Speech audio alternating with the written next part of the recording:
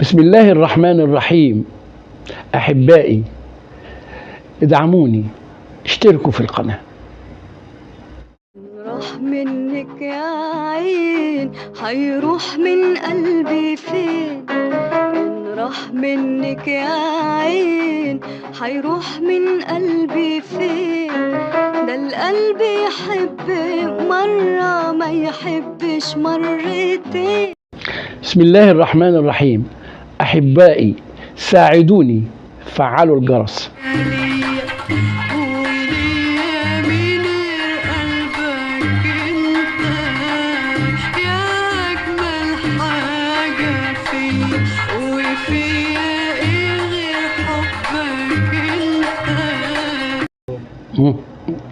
بسم الله الرحمن الرحيم. أحبائي، بكم ومعكم نستمر، ساعدوني على الاستمرار. مع تحيات خضر إسماعيل. قناة خضر إسماعيل تقدم حلقات خاصة في رمضان. إنشاد، تواشيح، ابتهالات. من سحر حسن الجميل الجو متعطر، ساعة ما يخطر قصادي تحلى الحياة أكتر، وتوه في دنيا جميلة من سحرها أسكر. بديع وزي القمر خلى الحياة سكر، هلت نسيم العليلة المسك والعنبر. وانا عشقت الجمال، من على الجمال يقدر. صلوا معايا على النبي تحلى الحياة اكتر. ألمح بعين الحسين والقلعة والازهر، ويلف بيا الزمن اسرح واتفكر. رمضان كريم يا وطن، وربنا أكرم. بسم الله الرحمن الرحيم. الحمد لله رب العالمين، والصلاة والسلام على سيدنا محمد سيد المرسلين، وعلى آله وصحبه أجمعين. أما بعد، أحبائي، متابعي، مشاهدي، أحبائي جميعا، السلام عليكم ورحمة الله وبركاته. كل عام وأنتم بخير.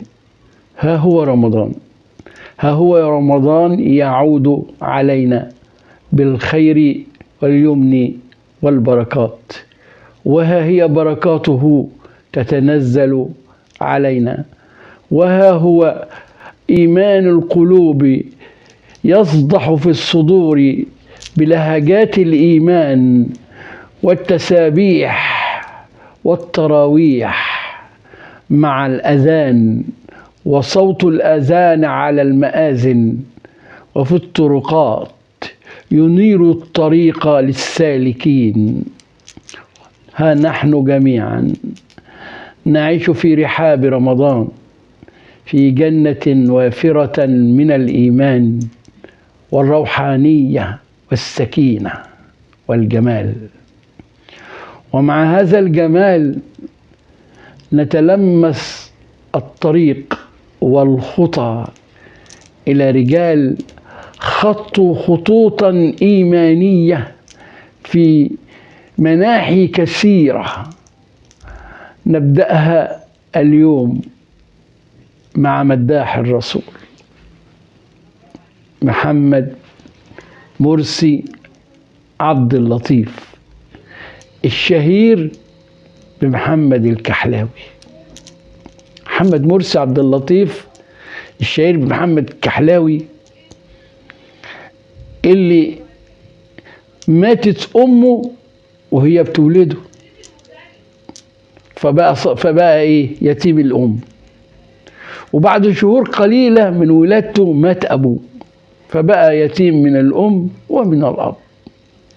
وتلقفته العائلة بيتا وراء بيت ليتربى في بيوت عائلته، حتى وصل في النهاية إلى بيت خاله.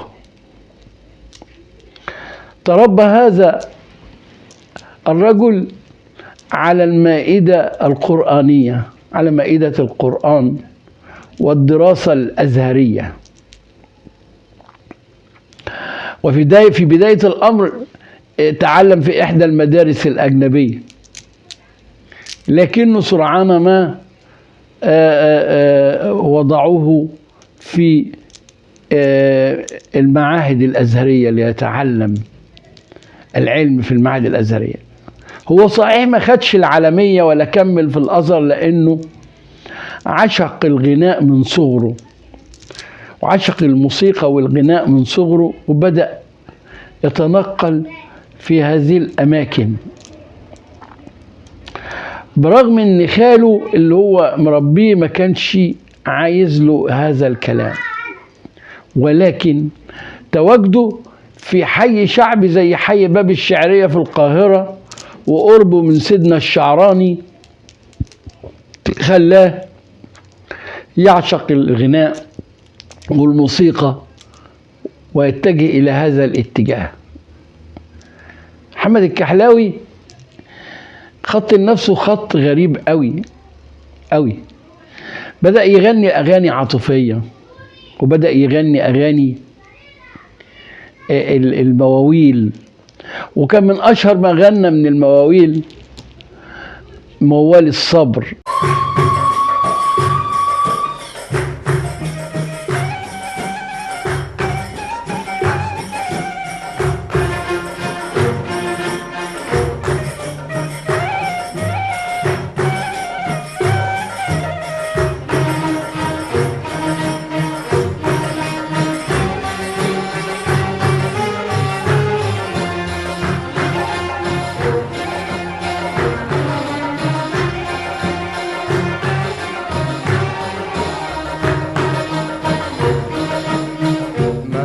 يا نبي يا نبي مدد،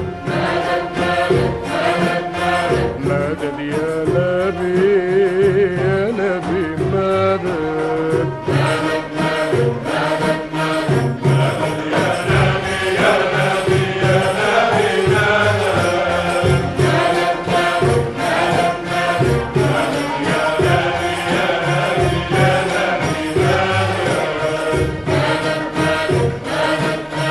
أنا جيت أزورك يا نبي وأقول مدد، شاهدت نورك يا نبي زاد المدد، مدد يا نبي يا نبي يا نبي مدد، مدد يا نبي يا نبي يا نبي مدد. الورد كان شوق نور في بساتين،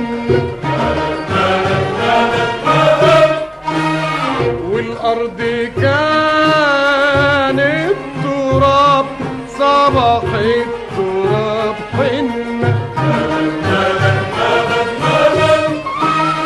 حتى الحمام كان ينوح لأجل النبي غنى،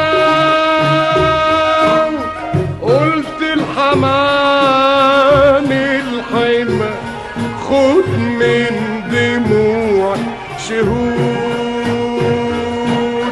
أنا جيت أزورك يا نبي وأقول مدد، شاهدت نورك يا نبي زاد المدد، مدد يا نبي يا نبي يا نبي مدد، مدد يا نبي يا نبي يا نبي مدد. الموال ده كان بيقول ايه؟ في موال الصبر ده كان من المواويل الشهيرة قوي في الفلكلور والفن الشعب المصري. أنا بعلم الصبر يصبر على صبري حبيب جارنا، أنا وبقول يا صبري صبرك عليه حتى يجي جارنا، إن كان غيرنا حلي إحنا اللي مررنا، الله يهون عليهم وإحنا يصبرنا. قال يا لامونا الحبايب واحنا لملومنا، قال يا خخانونا الحبايب واحنا لم خنا، يا نبي ابقي مكان وازرع مكان بينا، يا تمر حنا رحلنا وحني منازلنا، أنا ندر عليا يا داري لو عدنا كما كنا، أنا لا زوجك يا داري بالورد والحنة، واجيب عزولي قصاد عيني يشاهد البنا، يا قلبي اصبر وآخرة عشرتك هم. ده موال الصبر، موال شهير قوي، غناه الكثير من المطربين الشعبيين، بس غناه محمد الكحلاوي لما بدأ يغني.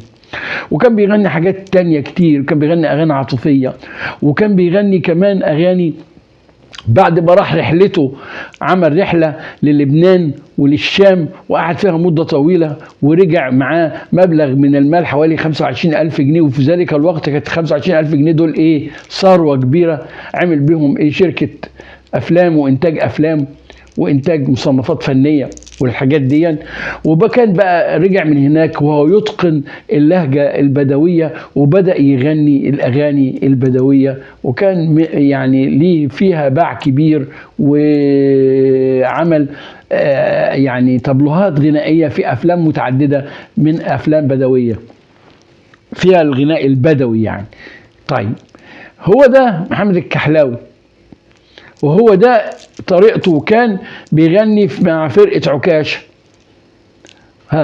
وفي شارع عماد الدين، كان حاجة تانية خالص. فجأة عيا مرض محمد الكحلاوي، وهو بالمناسبة سمي محمد الكحلاوي على اسم خاله، لأن خاله كان اسمه الكحلاوي، وعيلته عيلة أمه عيلة الكوحلة، لأن عيلة الكحلاوي يعني. وعلشان كده هو سمي ولقب بلقب خاله الكحلاوي، لكن هو اسمه زي ما اتفقنا محمد مرسي عبد اللطيف. الكحلاوي ده لقب عيلة أمه ولقب خاله، وهو نسبه إلى نفسه. فجاء بقى حصل له إيه بقى؟ أقدار بتصنع الرجال، الأقدار تصنع الرجال، والأقدار بتصنع كمان المستقبل. فحصل إيه بقى؟ إنه مرض محمد الكحلاوي، مرض وصوته اتحاش، ولما صوته اتحاش نام في المنام، جاه وشاف في المنام 2 واقفين بيتكلموا وبيقولوا ان الراجل ده صوته هيروح، وبعد كده صوته هيرجع، بس لما صوته هيرجع مش هيغني غير في مدح الرسول. وفعلا مرض وصوته اتحاش، وبعدين رجع له صوته، فندر من وقتها ان هو ما يغنيش الا في مدح المصطفى عليه الصلاة والسلام. مدد يا نبي يا نبي مدد مدد مدد مدد مدد، وانا جيت ازورك يا نبي واقول مدد، وشاهدت نورك يا نبي نادي المدد، مدد يا نبي يا نبي يا نبي مدد. الورد كان شوق ونور لما جينا لك، هانت حياتنا وهاني الغالي على شانك. وغنى كمان الأغنية الشهيرة اللي ما تتنساش، واللي أصبحت علامة على مدح المصطفى عليه الصلاة والسلام،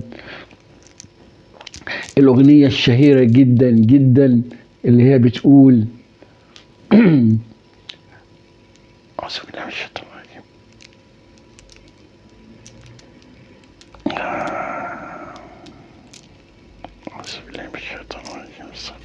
لاجل النبي لاجل النبي لاجل النبي تقبل صلاتي على النبي لاجل النبي لاجل النبي لاجل النبي لاجل النبي تقبل صلاتي على النبي لاجل النبي يا إله الكل كل انت عالم بيا كل ان خانوني انت ربي وان فاتوني انت حسبي ان خدوني انت ربي وان فاتوني انت حسبي انا في جاه النبي بطلب رضاك والنبي لاجل النبي لاجل النبي لاجل النبي تقبل صلاة على النبي لاجل النبي. وكان محمد الكحلاوي يطعم غناءه ومدحه للرسول عليه الصلاة والسلام بالمواويل الجميلة اللي فيها معاني إيمانية عالية زي إيه؟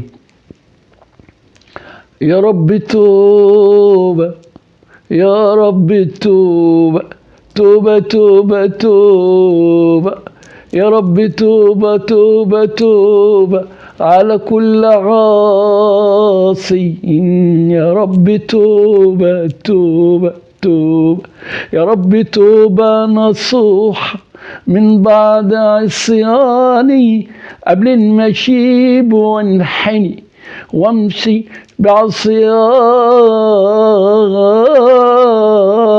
بعصياني إلى قلبي ندمان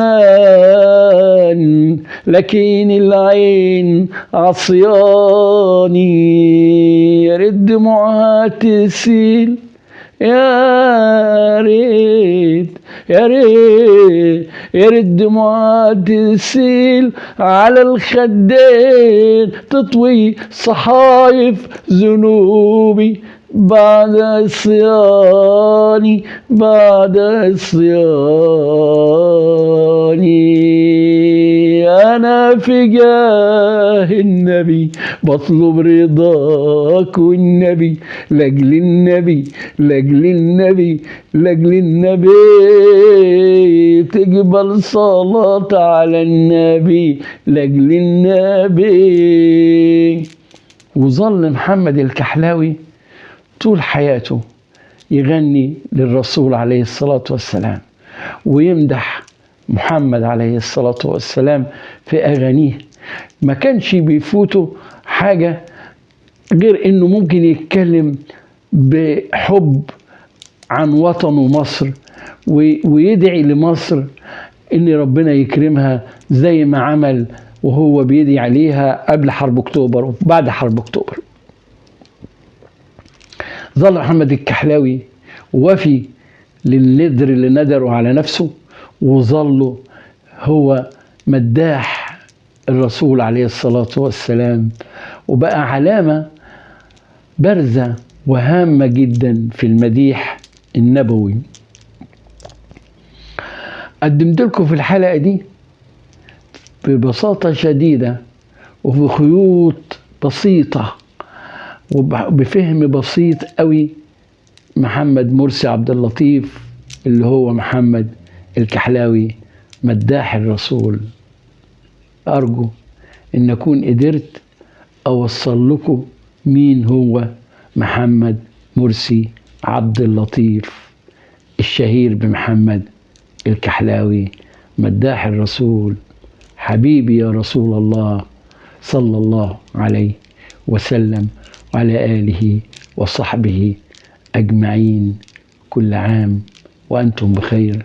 نلتقي في الحلقة القادمة مع رجل ورمز من رموز الابتهال الديني والإنشاد والتوشيح زي ما هو عنوان البرنامج بتاعنا. السلام عليكم ورحمة الله وبركاته.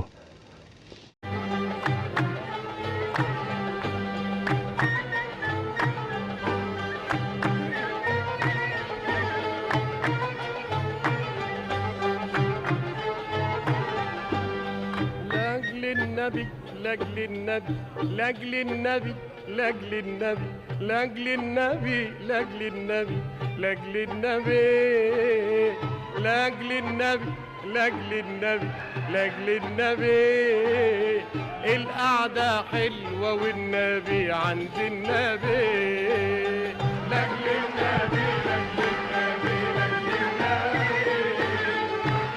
الصلاة على النبي لاجل النبي لاجل النبي لاجل النبي لاجل النبي الصلاة على النبي لاجل النبي يا إله الكل كل لاجل النبي لاجل النبي انت عالم بيا كل لاجل النبي لاجل النبي يظلموني انت شايف يتموني برضو عارف يظلموني انت شايف يتموني برضو عارف من عبادك ايه حصل لي ايه حصل لي انا في جاه النبي تكرم عبيدك والنبي انا حبيب النبي تقبل صلاتي على النبي لاجل النبي لاجل النبي لاجل النبي تنصر بلادنا والنبي لاجل النبي لاجل النبي لاجل النبي لاجل النبي بدنا صلاة على النبي لاجل النبي لاجل النبي لاجل النبي لاجل النبي بدنا صلاة على النبي لاجل النبي.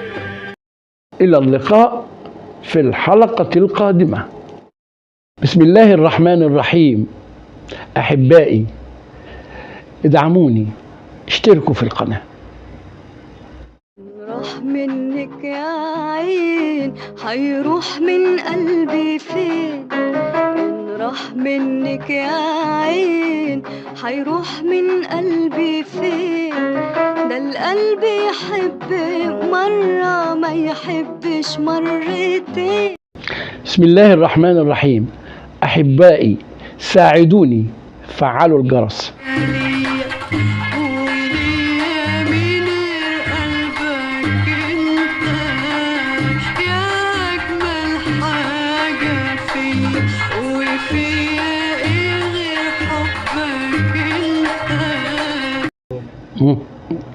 بسم الله الرحمن الرحيم. أحبائي بكم ومعكم نستمر، ساعدوني على الاستمرار. مع تحيات خضر إسماعيل.